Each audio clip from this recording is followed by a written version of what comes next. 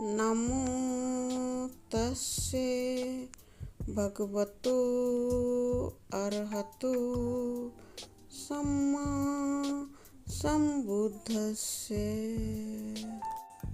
दोस्तों, भगवान बुद्ध के अनुसार सनातन धर्म क्या है, यानी कि सनातन धर्म से क्या आशय है।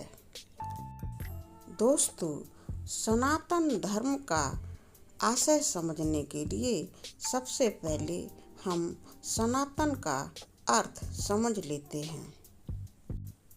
तो दोस्तों, बौद्ध धर्म के अनुसार सनातन शब्द का अर्थ होता है प्राचीन।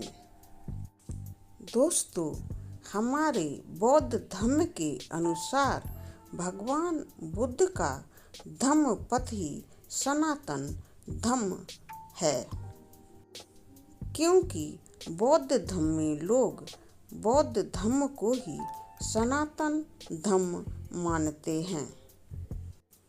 उनका कहना है कि बौद्ध धर्म ही सबसे प्राचीन धर्म है। आइए एक श्लोक सुनते हैं। नाहि बेरेन बेरानी सम्मन्तिध कुदाचिनम् अबेरेन चा सम्मन्ति ऐस धम्मो सनातनो।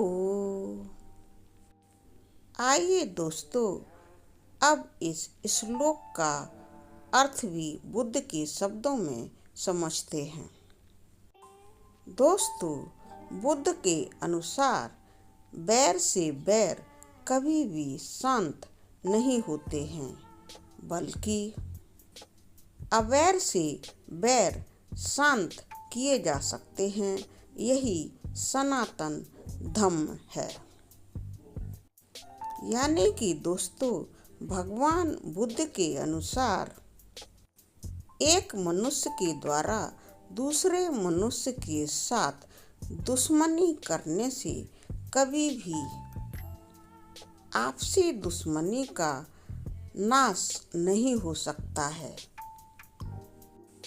बल्कि एक दूसरे के साथ मैत्री का भाव अपनाने से, यानी कि मैत्रीपूर्ण व्यवहार दूसरों के साथ करने से अवैर यानी कि दुश्मनी खत्म हो जाती है।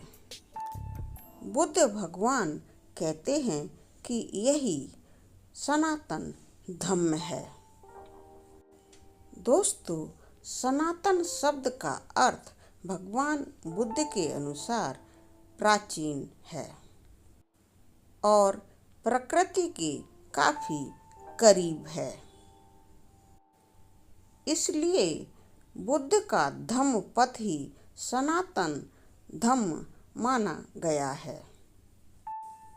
बुद्धिज्म के अनुसार बुद्ध का खोया हुआ मार्ग ही सनातन है, जिस पथ पर चलकर हर इंसान अपने चित्त से काम, क्रोध, लोभ, मोह, ईर्ष्या, द्वेष आदि समस्त विकारों को नष्ट कर जीते जी निर्वाण प्राप्त कर सकता है।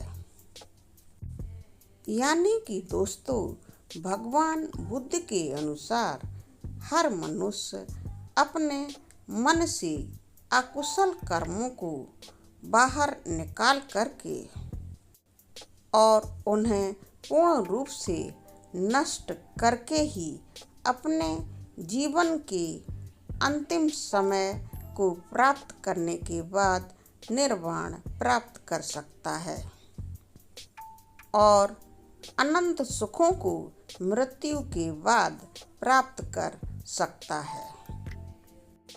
इस तरह ऐसा मनुष्य अपने निर्वाण के बाद अनंत सुखों को प्राप्त करता है।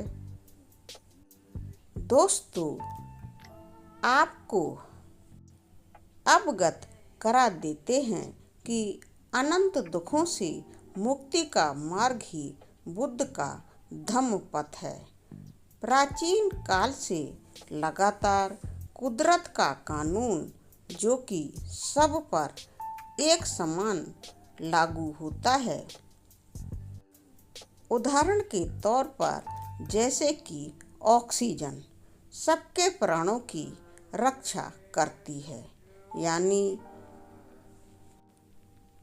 इस संसार में जीवन प्राप्त करने वाला हर प्राणी ऑक्सीजन से ही जिंदा रहता है।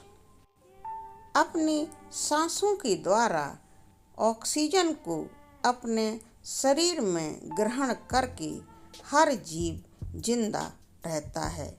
यह बात आप सभी जानते ही हैं। दोस्तों, ठीक इसी तरह से पानी भी हर एक जीव की प्यास को बुझाता है, इंसानों की प्यास को भी बुझाता है। संसार का यह नियम सनातन है। आज भी पानी सबकी प्यास बुझाता है। यह कुदरत का कानून कभी भी बदलता नहीं है।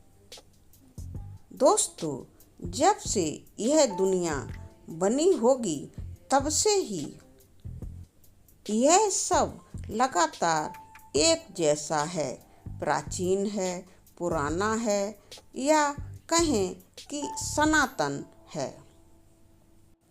दोस्तों, अब तो आप समझ ही गए होंगे कि सनातन धम्म बुद्ध का मार्ग है, जिस मार्ग पर चलकर प्राचीन काल में भी मनुष्य निर्वाण प्राप्त कर सकते थे और आज भी वह निर्वाण प्राप्त कर सकते हैं।